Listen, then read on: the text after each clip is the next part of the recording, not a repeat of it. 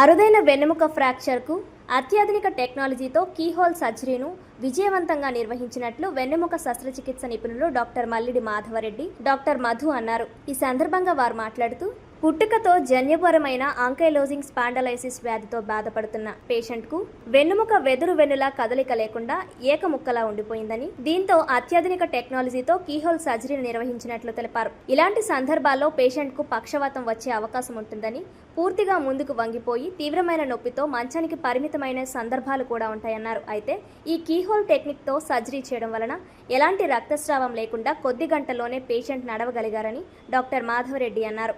అయితే ఇలాంటి శస్త్రచికిత్సలకు హైదరాబాద్, బెంగళూరు వంటి నగరాలకు వెళ్లాల్సి వచ్చేదని, ఇప్పుడు కాకినాడలోని సన్ రైజ్ ఆసుపత్రిలో విజయవంతంగా పూర్తి చేసినట్లు తెలిపారు. అనంతరం పేషెంట్ నారాయణరెడ్డి మాట్లాడుతూ, ఎలాంటి నొప్పి లేకుండా ఆపరేషన్ చేశారని, తనకు తానుగా నడవగలుగుతున్నానన్నారు. త్వరగా కోలుకునేలా కీహోల్ సర్జరీ చేసినందుకు సన్ రైజ్ ఆసుపత్రికి ధన్యవాదాలు తెలిపారు. అందరికీ నమస్కారం అండి. నేను doctor Madhava Reddy Mallidi, minimal invasive and endoscopic spine surgeon అండి. అంటే నడుంకి కోత లేకుండా కీహోల్ ఆపరేషన్స్ చేసే స్పెషలిస్ట్. నేను నడుంకి సంబంధించిన ప్రాబ్లమ్స్ అన్నిటికీ ఆపరేషన్స్ చేస్తూ ఉంటాను. మెడకు సంబంధించి, వీపుకి సంబంధించి, నడుంకి సంబంధించి ఏ విధమైన ప్రాబ్లం ఉన్నా కూడా నేను గత 1.5 ఇయర్గా కాకినాడలో స్పైన్ స్పెషలిస్ట్గా ఉంటున్నానండి.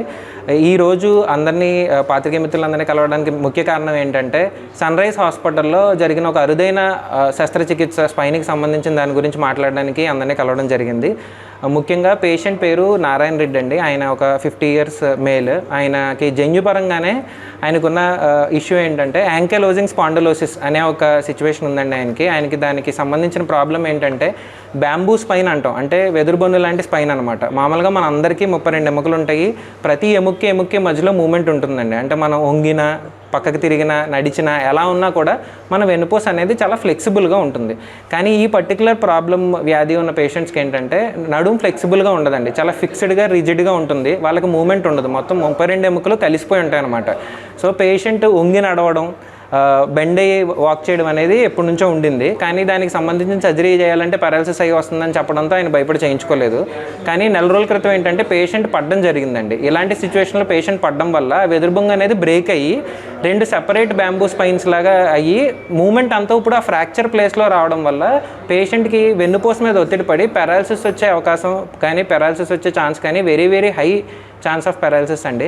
సో పేషెంట్ మా దగ్గరికి వచ్చే పరిస్థితుల్లో తీవ్రమైన నొప్పితో, బెడ్ రెస్ట్ కండిషన్లో, నడవలేని పరిస్థితుల్లో, కాళ్ళు తిమ్మిరిలతో రావడం జరిగింది.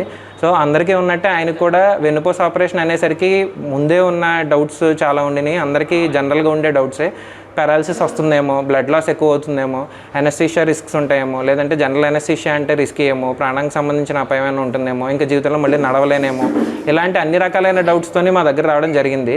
బట్ ఆయన అడిగింది ఏంటంటే ఈ పర్టికులర్ ప్రాబ్లమ్ని కీహోల్ సర్జరీలో చేయగలరా సార్, మీరు కీహోల్ సర్జరీస్ చేస్తారు కదా అని అడగడం జరిగింది. సో ఈ పర్టికులర్ ఏదైతే సర్జరీ ఉండిందో దాన్ని ఆయనకి 8 స్క్రూలు, 2 పెద్ద రాడ్స్, 12 సెంటీమీటర్ల రాడ్స్, ఓన్లీ 1 సెంటీమీటర్ కీ హోల్స్తో, 8 హోల్స్తో సర్జరీ చేయడం జరిగిందండి. సో ఈ సర్జరీ యొక్క వినూత్నమైన ఇదేంటంటే ప్రత్యేకత, ఈ పర్టికులర్ సర్జరీలో బ్లడ్ లాస్ అనేది చాలా మినిమల్గా ఉంటుందండి. రెండో విషయం ఏంటంటే పేషెంట్ని ఇమ్మీడియట్గా మొబిలైజ్ చేయగలం. మజిల్ డిసెక్షన్ ఏముండదు. కండరాలు కోసి చేసే ఓపెన్ ఆపరేషన్ కాదు. ఇదే ఆపరేషన్ కానీ మనం ఓపెన్లో చేయాల్సి వస్తే ఒక 25 సెంటీమీటర్ల దాకా కోయాల్సి వస్తుంది. బ్లడ్ లాస్ చాలా ఉంటుంది. పేషెంట్ 5-6 రోజులు కదపడానికి కూడా ఉండకపోవచ్చు. సో మెయిన్ మనం చేసిన ఆపరేషన్లో అడ్వాంటేజ్ ఏంటంటే పేషెంట్ని సాయంత్రమే నడిపించడం జరిగిందండి. ఒక 50-60 ml మినిమల్ బ్లడ్ లాస్తోనే చేయడం జరిగింది. మూడో ప్రత్యేకమైన విషయం ఏంటంటే ఈ పేషెంట్కి ఎనస్థీషియా మత్తు ఇవ్వడం కూడా కొంచెం రిస్కీ అండి. చాలా ఛాలెంజింగ్గా ఉంటుంది. ఎందుకంటే పేషెంట్ ముందు కొంగుని ఉన్నారు సర్జరీకి ముందు కొంగుని ఉండడం వల్ల ఏంటంటే ఫ్లెక్సిబిలిటీ లేకపోవడం వల్ల గొంతులో చూపేయడం అనేది కూడా చాలా రిస్కీ. సో దానికి ఫ్లెక్సిబుల్ ట్యూబ్స్ అనేవి వాడి మా ఎనస్థీషియా టీం కూడా చాలా కోఆపరేట్ చేసి కంప్లీట్ మానిటరింగ్ చేసి చేయడం వల్ల పేషెంట్ని చాలా సక్సెస్ఫుల్గా మేము ఆపరేట్ చేయగలిగామండి. పేషెంట్ ఈవినింగే నడిచారు. They are very comfortable. అసలు పెయిన్ కూడా ఏం లేదు. Thank you.